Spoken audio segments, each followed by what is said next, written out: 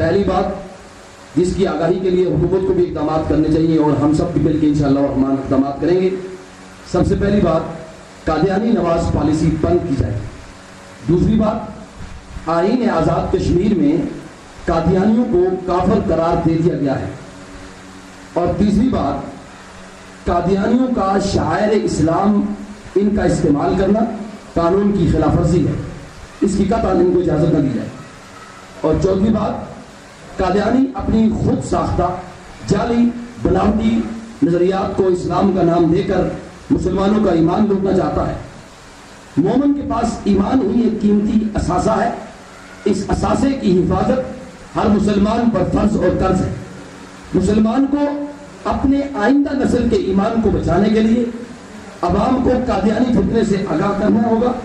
امت مسلمہ کے خلاف سازشوں کو بے نقاب کرنا ہوگا. ہر قادیانی سالانہ اپنی آمدن کا 10 سے 70% تک وہ اپنا حصہ سالانہ آمدن کا وہ قادیانیت کو تقویت دینے کے لیے وہ چندہ دیتے ہیں. اور ہماری صورتحال کیا ہے کہ ہم عقیدہ ختم نبوت کے تحفظ کے لیے کتنی قربانی دینے کے لیے تیار ہیں. مجھے آزاد کشمیر کا تو نہیں پتا.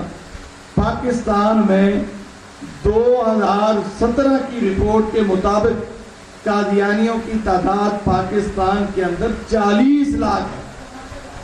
40 لاکھ ہے. اور ہر قادیانی کو یہ ہدف دیا جاتا ہے کہ آپ نے ایک سال میں صرف ایک قادیانی بنانا ہے. اگر وہ اس چیز میں کامیاب ہو جاتے ہیں تو بتلائیے ہم کہاں کھڑے ہوں. اس لیے میرے بھائیوں, آج جس طرح کہ الحمدللہ یہ تمام مسالک کا بڑا خوبصورت ایک آپ کو دستہ دیکھ رہے ہیں, ہمیں عقیدہ ختم نبوت کے تحفظ کے لیے بغیر کسی امتیاز کے اس میدان میں ہمیں کچھ کرنا ہے. اگر ہم نہیں